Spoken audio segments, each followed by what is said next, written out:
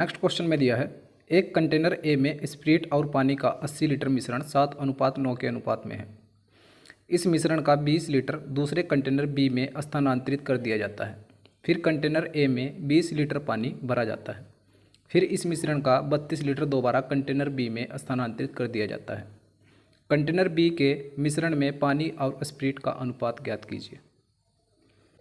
देखिए, container A में एक 80 लीटर का मिश्रण है। आगे क्वेश्चन में बोल रहा है इस मिश्रण का 20 लीटर दूसरे कंटेनर बी में स्थानांतरित कर दिया जाता है। मान लो ये फर्स्ट कंटेनर है और ये यहाँ पे सेकंड कंटेनर है। ठीक है, फर्स्ट कंटेनर में स्प्रिट और पानी का अनुपात कितना दिया है 7:9। कंटेनर ए से 20 लीटर कंटेनर बी में डाला गया। इसमें भी ये कितने के अनुपात में होगा 7:9 के अनुपात में होगा, क्योंकि इसी से लिया गया है फर्स्ट वाले मिश्रण से ही। ठीक है, और आगे उसने बोला है फिर कंटेनर ए में 20 लीटर पानी डाल दिया जाता है। इसमें 20 लीटर निकाल के मिश्रण इसको दिया, फिर इसमें 20 लीटर पानी डाल दिया गया।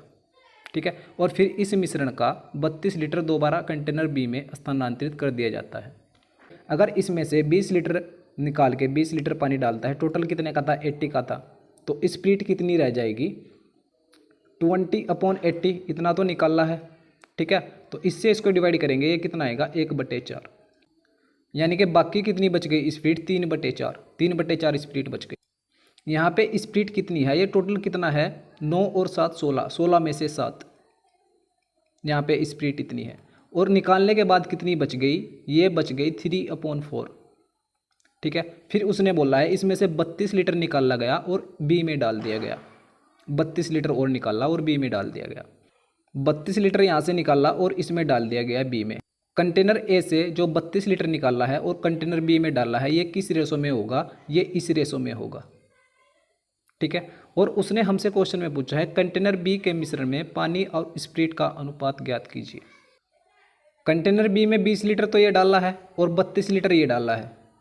ठीक है, ये किस रेशो में है 7:9 रेशो में, और ये इस रेशो में है 32 लीटर। तो वेटेड एवरेज का क्वेश्चन बन गया। वेटेड एवरेज का कंसेप्ट यहाँ पे लगाएंगे। इनका रेशो मैटर करता है, इनको हम डिवाइड कर लेते हैं ताकि कैलकुलेशन ज़्यादा ना बढ़े।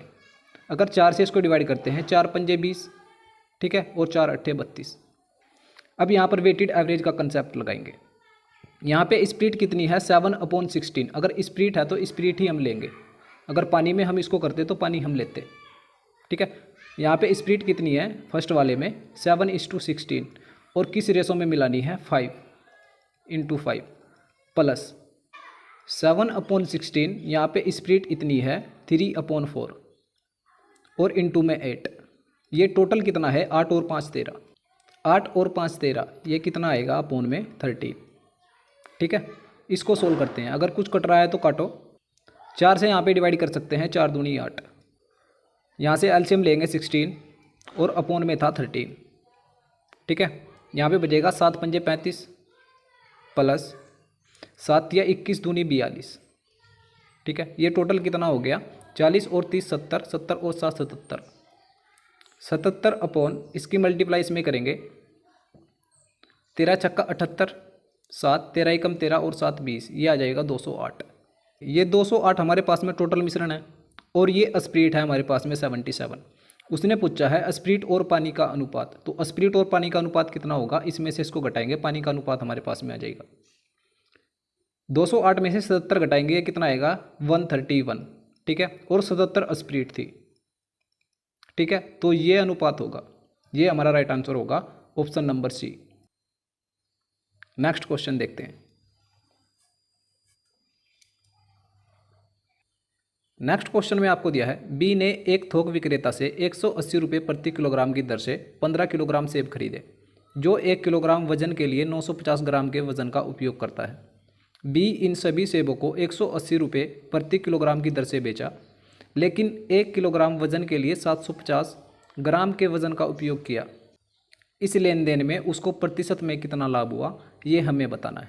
ठीक है, देखो भाई, उसने सेब कितने प्रति रुपये किलोग्राम खरीदे, उसने 180 रुपये प्रति किलोग्राम खरीदे, और बेचे कितने, बेचे भी 180 रुपये प्रति किलोग्राम ही है ना।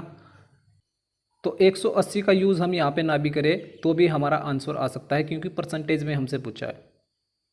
ठीक है। लेकिन अगर ये जो इसने बेचा है 180 रुपये प्रति किलोग्राम, अगर इसको इस रेट पर ना बेचता, सेम रेट पर, अगर अलग रेट होता, तो हम कैसे करते? इस तरह से हम इस क्वेश्चन को करेंगे।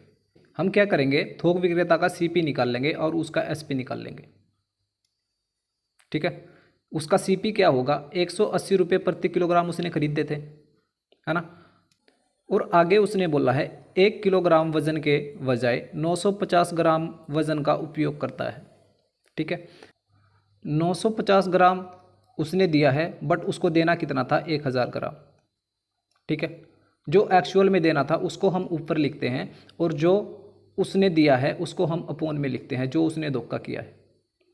180 रुपये प्रति किलोग्राम वो उसको बेचता है, और क्या करता है, 1000 ग्राम के बजाय कितना देता है, 750 ग्राम।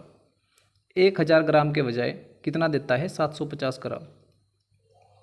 तो यहाँ से इसका सीपी और एसपी का रेशो हमारे पास में आ जाएगा। इस तरह से इस टाइप के जितने भी क्वेश्चन है वो सारे आप कर सकते हो। ठीक है, 180 और 1000 से ये तो दोनों कट ही जाएंगे, दोनों सेम है, और यहाँ 0 से 0 को हम काट देंगे, इसकी मल्टीप्लाई इधर और इसकी मल्टीप्लाई इधर, ये रेशो हमारे पास में है। इधर आएगा 75 और इधर आएगा 95, यानी कि जो उसका सीपी है वो 75 रहा होगा और जो एसपी है वो 95 रहा होगा, तभी तो उसने लाभ लिया ना। तो लाभ कितने का हो गया, उसको लाभ हो गया 20 का। ठीक है, 20 का लाभ हो गया किस पर, 75 पर। परसेंटेज के लिए इन 200। ठीक है, 25 से डिवाइड करेंगे, 25 दिया 75 और 25 चौका 100 और 20 चौक 80, ये आ जाएगा 80/3। इसकी वैल्यू क्या होती है, अगर परसेंटेज में हम देखते हैं 80/3 की 26.67%, ये हमारा राइट आंसर होगा। नेक्स्ट क्वेश्चन देखते हैं। नेक्स्ट क्वेश्चन में आपको दिया है, ताश की एक गड्डी से प्रतिस्थापन के साथ एक के बाद एक 3 पत्ते निकाले जाते हैं। पहला पत्ता गुलाम, दूसरा पत्ता काला और तीसरा पत्ता सम संख्या वाला पत्ता होने की प्रायिकता क्या होगी? देखिए भाई, सबसे पहले तो आपको इस क्वेश्चन को करने के लिए पता होना चाहिए ताश की गड्डी में कितने पत्ते होते हैं, 52 यानी कि 52। और उसने बोला है उसने 3 पत्ते निकाले हैं, फर्स्ट, सेकंड, थर्ड। पहला पत्ता उसने बोला है गुलाम का। इन 52 पत्तों में गुलाम के पत्तों की संख्या कितनी होती है, 4 होती है। ठीक है, तो गुलाम का पत्ता निकलने की प्रायिकता क्या होगी, 4/52। ठीक है, दूसरा पत्ता उसने बोला है काला पत्ता, तो काला पत्ता निकलने की प्रायिकता क्या होगी, आधे पत्ते लाल होते हैं और आधे पत्ते काले होते हैं, तो काला पत्ता निकलने की प्रायिकता होगी 26/52। ठीक है, आगे उसने बोला है तीसरा पत्ता सम संख्या वाला निकलना चाहिए। सम संख्या कौन सी होती है, 2 से लेकर 10 तक। यहाँ पर कितनी सम संख्या होगी, यहाँ पर 5 सम संख्या होगी, 2, 4, 6, 8, 10। ठीक है, इन 52 पत्तों में अगर नंबरिंग वाले पत्ते हम देखते हैं तो कितने होते हैं, 4 प्रकार के पत्ते होते हैं। सबसे पहले होता है आपका पान का पत्ता, कुछ इस तरह से होता है। एक होता है आपका ईंट का पत्ता, कुछ इस तरह से होता है। और एक होता है आपका चीड़ी। ठीक है, और एक होता है आपका हुकुम का पत्ता, कुछ इस तरह से होता है। ठीक है, हुकुम। देखिए भाई, एग्जैक्ट मुझे नहीं पता, ये ऐसे ही दिखते हैं क्या। ठीक है, तो देख लेना, ये मैंने आपको समझाने के लिए ऐसे बनाए हैं। तो 1 से लेकर 10 तक के पत्ते इनके होंगे, पान के पत्ते, तो इनमें सम संख्या कितनी होगी, 5, यानी कि 5 पत्ते सम संख्या के होंगे। इसमें भी 5 पत्ते सम संख्या के होंगे, और इसमें भी, और इसमें भी। तो टोटल सम संख्या के पत्ते कितने हो गए, 5 चौक 20, टोटल 20।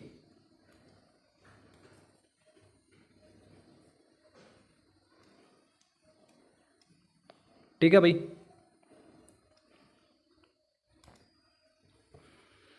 तो सम संख्या के पत्ते होने की प्रायिकता क्या होगी, 52 में से कितने होते हैं, 20/52। इसको सोल्व करते हैं। 26 से इसको डिवाइड करेंगे, 26 दूनी 52। ठीक है, 4 से यहाँ पे डिवाइड करेंगे, 13 बार चला जाएगा। ठीक है, 4 से यहाँ पे डिवाइड करेंगे, 4 पंजे 20 और 4 से यहाँ पे 13। ऊपर क्या बचा हमारे पास में, 5। 5/13 का स्क्वायर क्या होता है, 169। 169 में 2 से मल्टीप्लाई करेंगे, 200 और 120 ये हो गए 320, और 9 दूनी 18, 320 और 18 338। तो ये हमारा राइट आंसर होगा 5/338। ठीक है, ऑप्शन नंबर बी।